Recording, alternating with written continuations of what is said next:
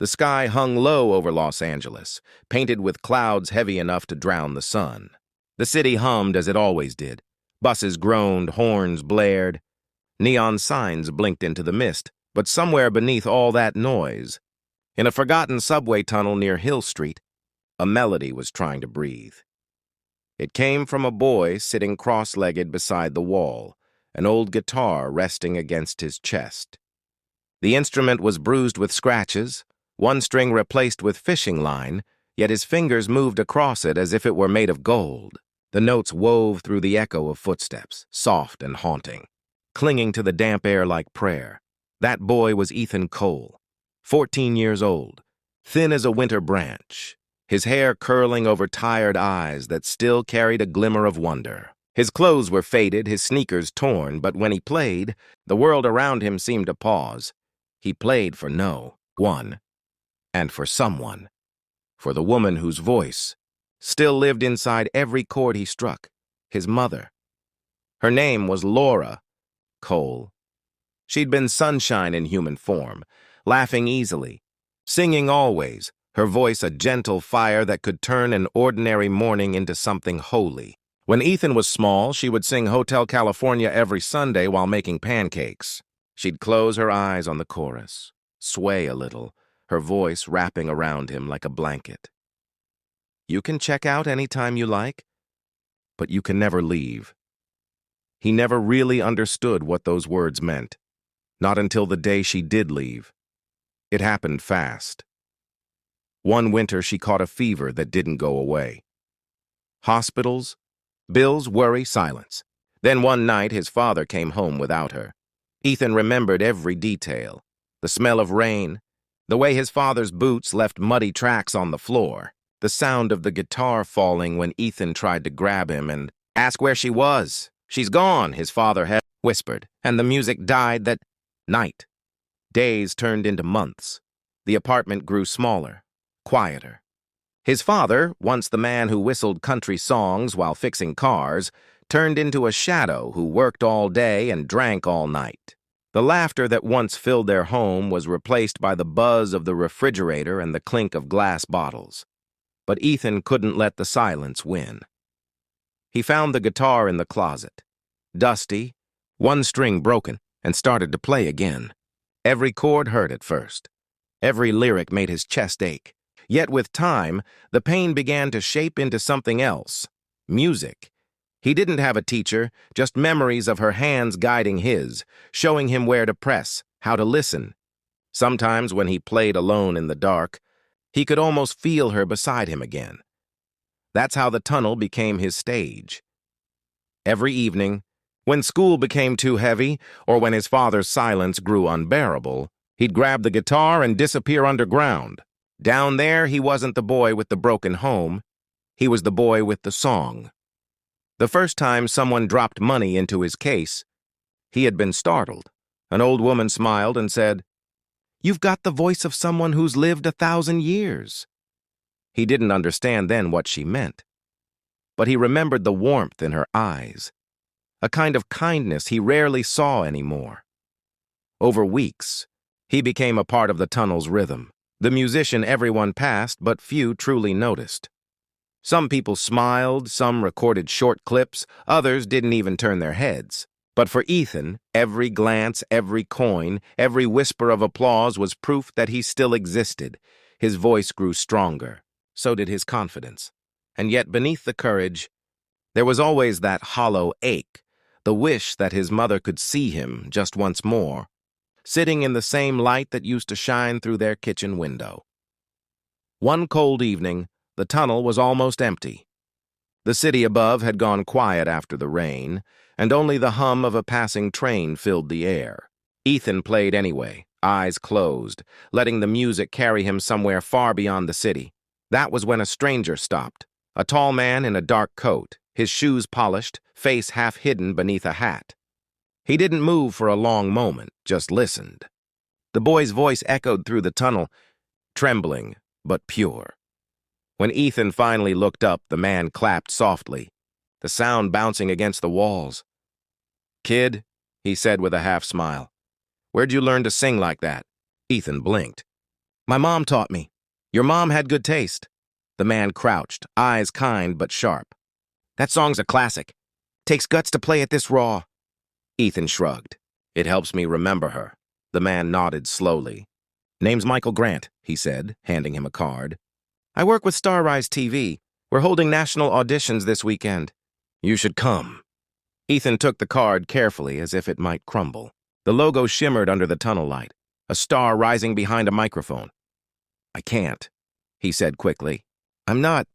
Good enough, Michael tilted his head. Good enough.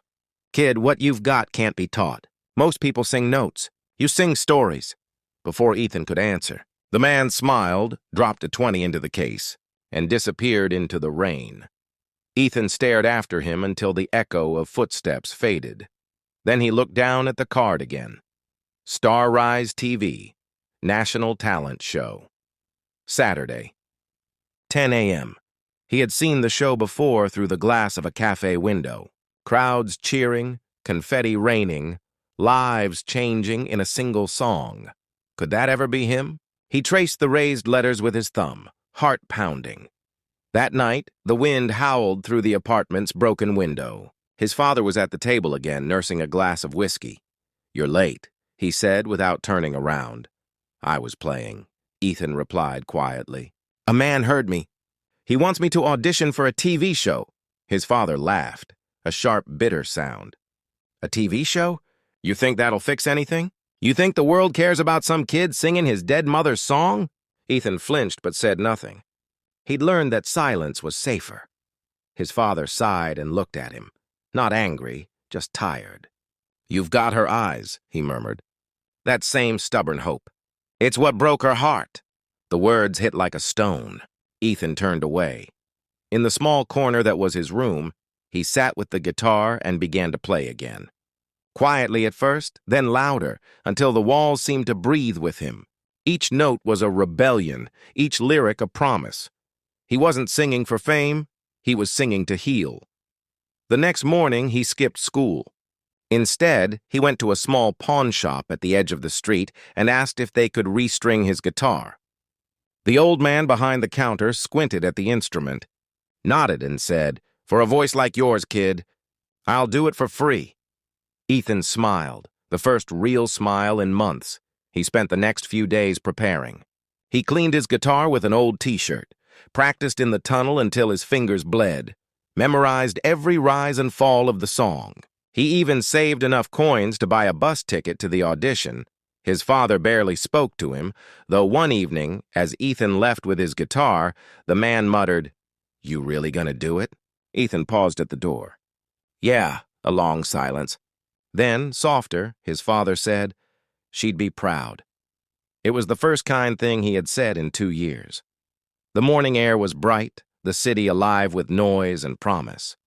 Ethan wore his cleanest shirt, a faded blue one his mother had given him on his 10th birthday, and carried his guitar case like it held the universe.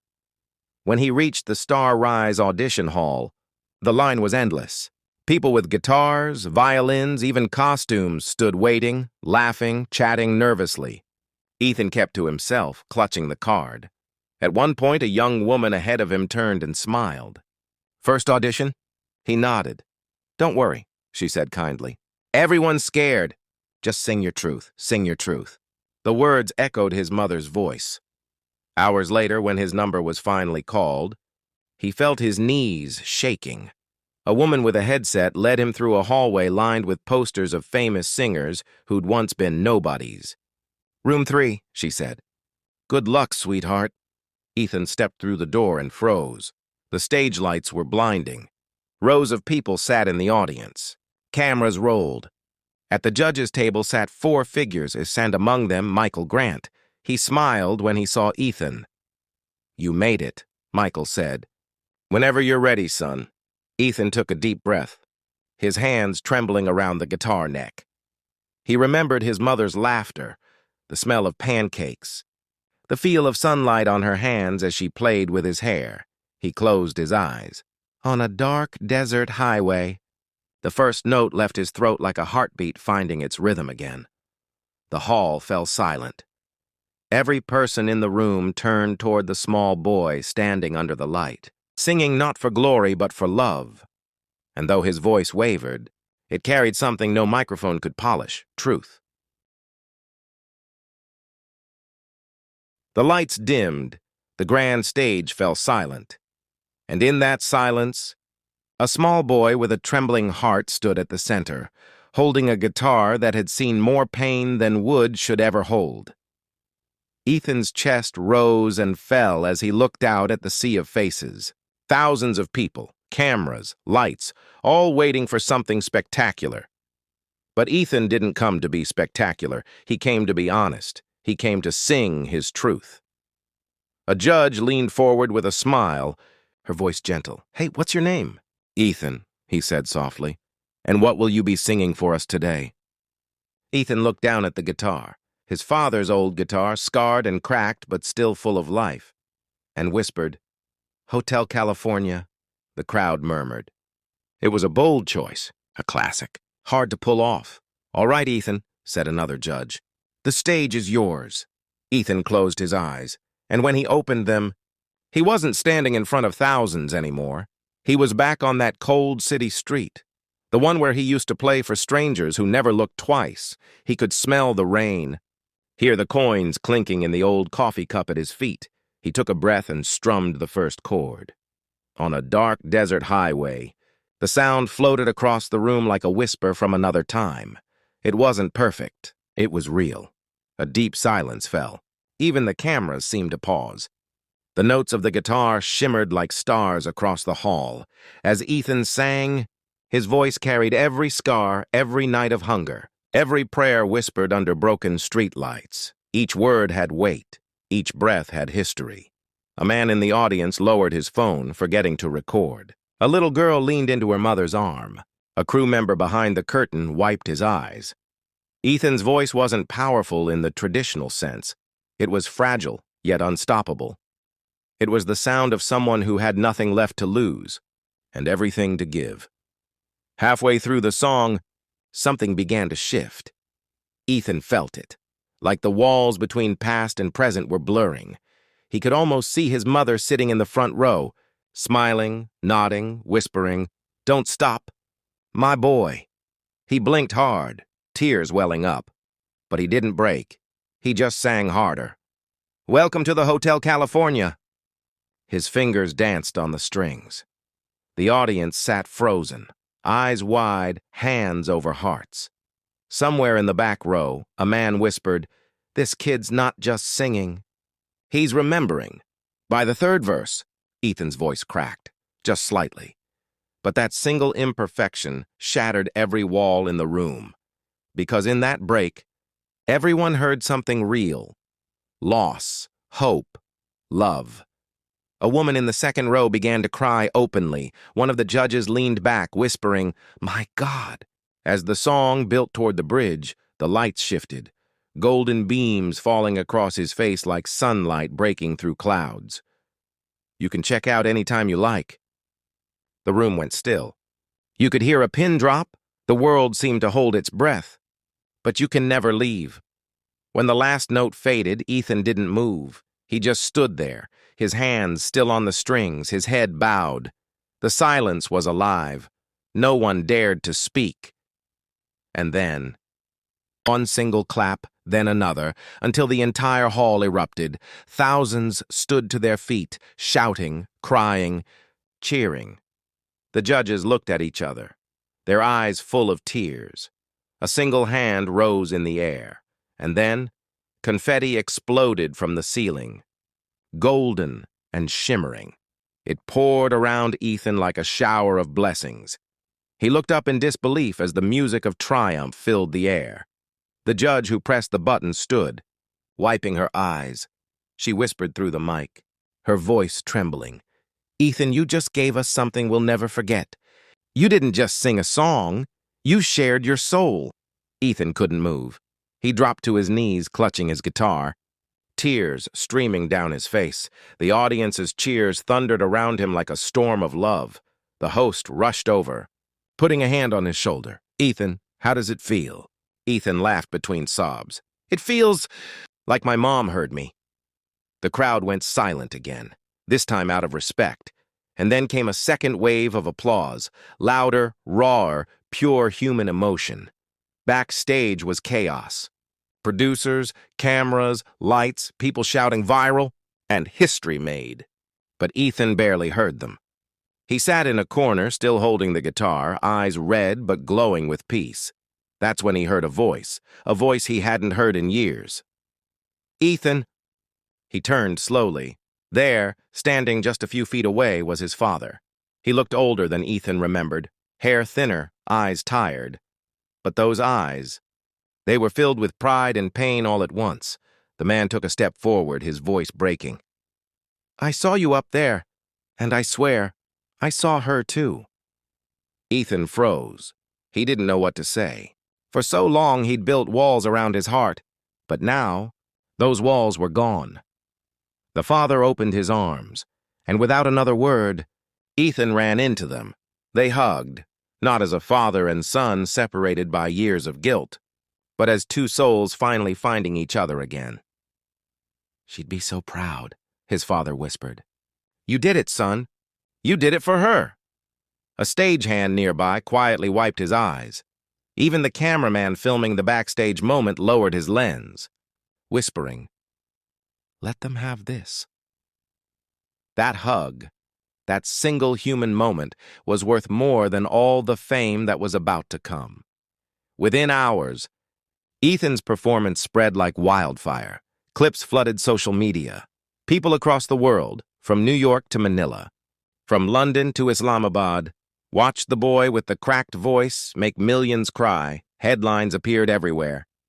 "The boy who made the world cry with Hotel California. Purable emotion, a voice that heals." Celebrities tweeted about him.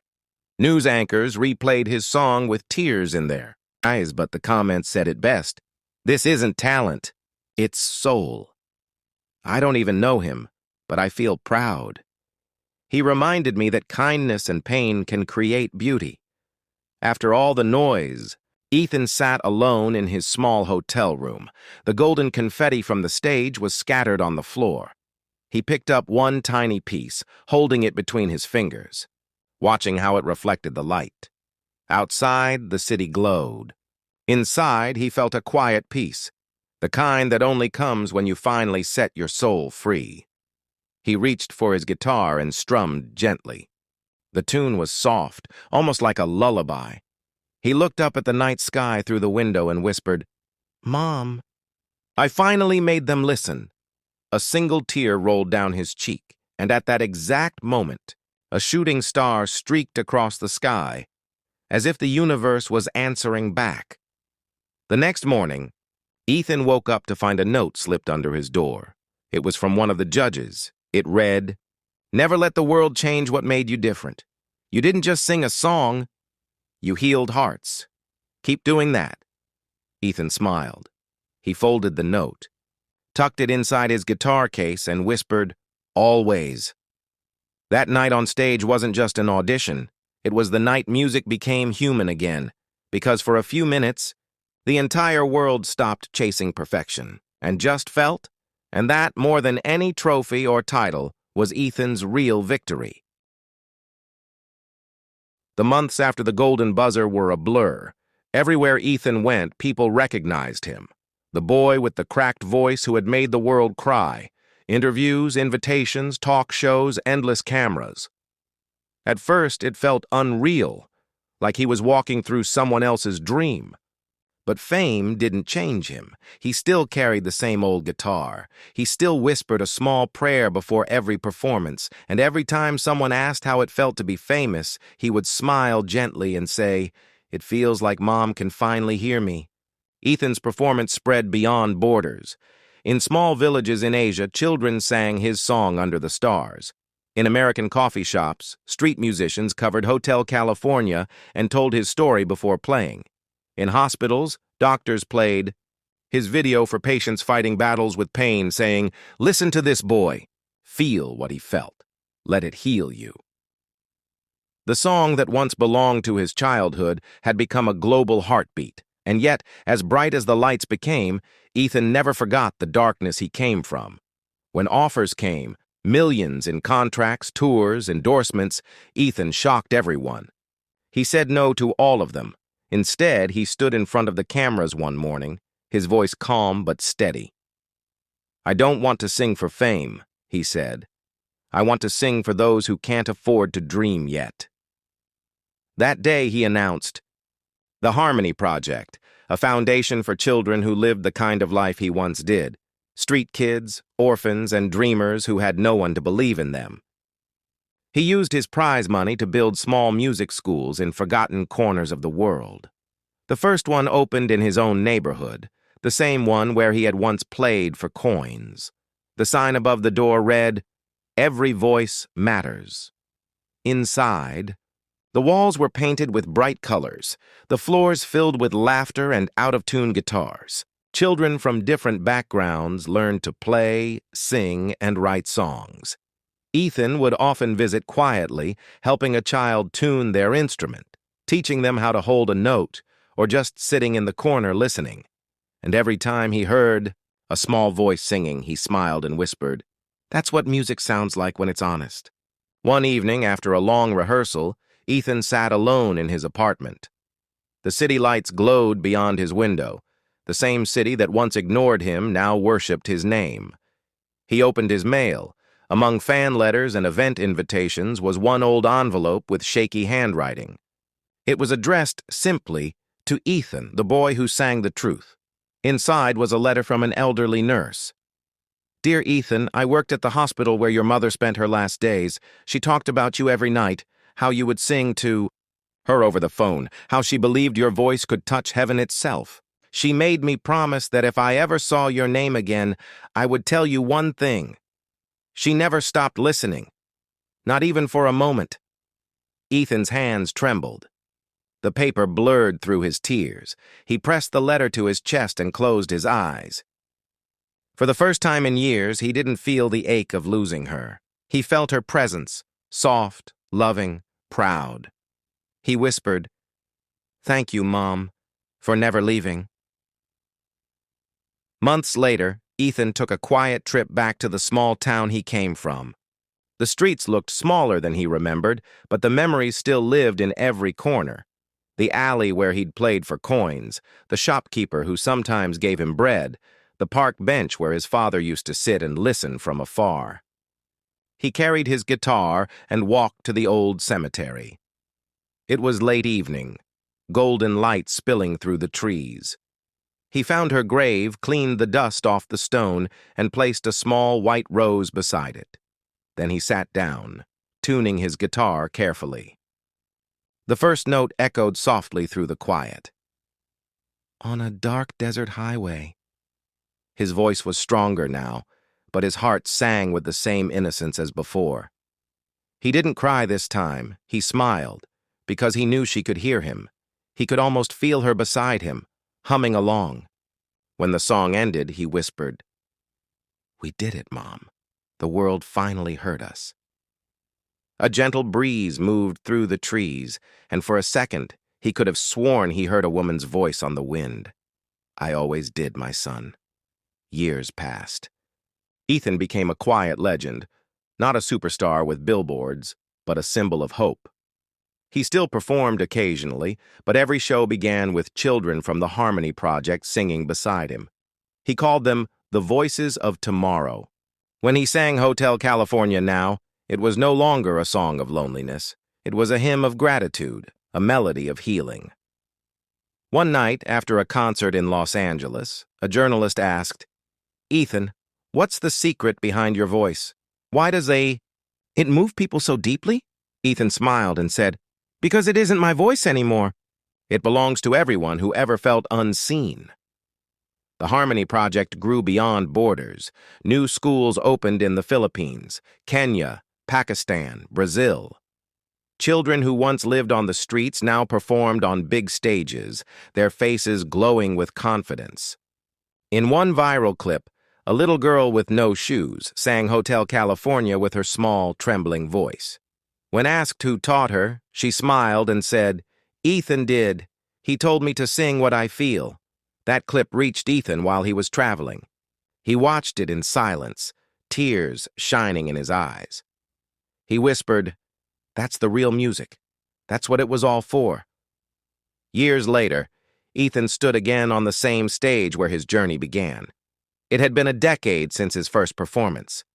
The producers invited him to sing one last time, a farewell concert, a tribute to a voice that changed the world. As the lights dimmed, Ethan stepped onto the stage with his old guitar. The audience stood in silence, thousands of people, young and old, waiting. He smiled and said softly into the mic, "Before I sing, I want to tell you something. The world doesn't need perfect voices. It needs honest ones. Every one of you has a story. Don't hide it. Sing it." Then he strummed the guitar and began to sing Hotel California. But this time, something magical happened. The crowd started singing with him. Thousands of voices blending into one. It wasn't just his story anymore. It was everyone's. As the final note faded, Ethan looked up at the lights and whispered, "Thank you." The audience didn't clap right away. They just stood there, many of them crying silently because they all felt it. That this wasn't just an ending. It was a promise that music, love, and kindness never die. Long after Ethan left the stage, his voice continued to travel. His songs were played in classrooms, hospitals, shelters, and even space broadcasts. People said his music could calm storms inside the human heart. And somewhere, in a small town far away, a child picked up an old guitar and whispered, "One day, I'll sing like Ethan." Because that's how legacies live on, not in fame, but in hearts. And if you ever find yourself walking down a quiet road at night, you might just hear it, faint, distant, carried on the wind. On a dark desert highway, and you'll know, the boy who sang Hotel California never really left. He just became part of the song the world will never stop singing. Would you like me now to write a strong viral YouTube description, keywords, and hashtags for this full 3-part story, optimized for US Plus global audience reach?